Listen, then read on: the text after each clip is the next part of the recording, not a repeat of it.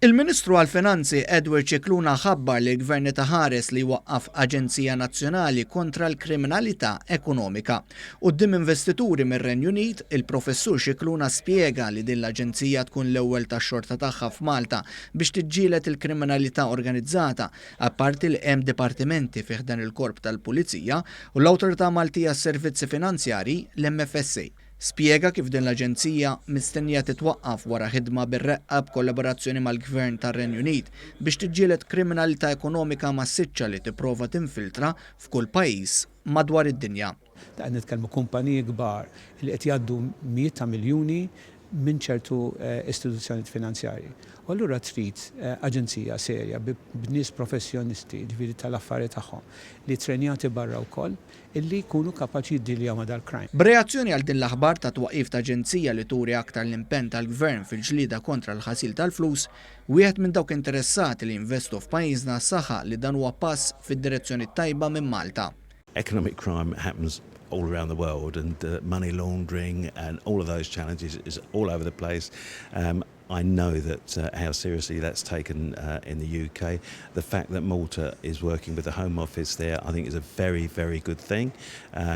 It's so difficult to try and flush out things that go wrong, but I think working on that model, it's not going to be an instant solution, but it's certainly a step, I think, in the right direction. Stephen Pinner li flimkien oħrajn sema b'attenzjoni l-preżentazzjoni tal-Ministru Cicluna dwar l-andament ekonomiku ta' pajjiżna ġej mill-qasam tas-servizzi finanzjarji.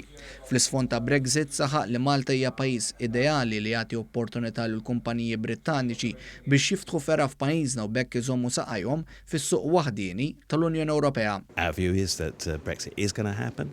Our view is also that we don't want to cut ties with EU countries, and therefore the opportunity to actually co-locate for us is something that has to be very seriously considered.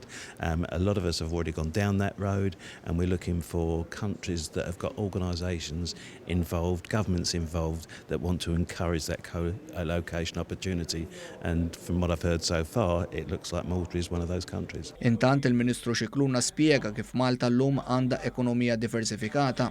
Illum m'għandniex is-servizzi finanzjarji u l-gaming biss, qed inkunu pjonieri fil-blockchain u nħarsu lejn l-intelligenza artifiċjali, qal il-Ministru għall-Finanzi.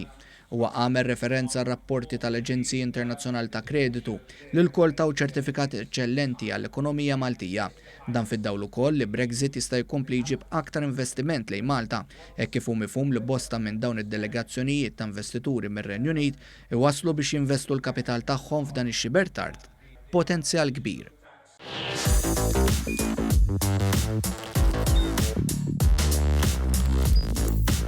Idħol fuq one.com.mt u hemmhekk tista' tara l-programmi kollha li jxandru fuq One permezz ta' One Play.